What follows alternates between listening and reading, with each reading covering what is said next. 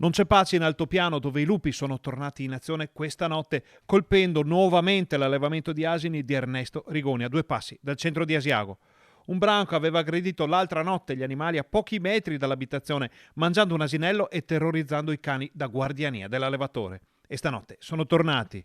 Questa mattina mi sono alzato verso le 8, ho trovato un'altra asina sboranata vicino a quella di ieri, a 7-8 metri, non hanno neanche toccato la carcassa di quello di ieri. Hanno mangiato, ucciso questa asina che era incinta, prossima al parto. La carcassa dell'asino predato l'altra notte non è stata nemmeno toccata, poi i lupi si sono dedicati con calma al pollame del signor Rigoni. Inoltre hanno mangiato degli occhi, una tacchina, vuol dire che era già verso le 7 di mattina, 6 e mezzo. Ecco. Dopo la razzia i lupi sono tornati nei boschi e il branco è stato avvistato nei pressi di Gallio.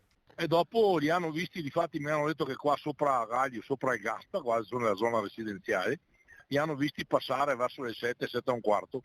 Erano 4-5 lupi in mezzo alla strada, proprio erano panciuti, pieni di mangiare, sicuramente erano quelli che sono venuti a casa mia.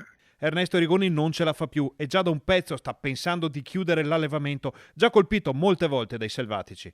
Dopo la predazione dell'altra notte si era sfogato dicendo che se non fosse cambiato nulla avrebbe portato il suo gregge in municipio come forma di protesta.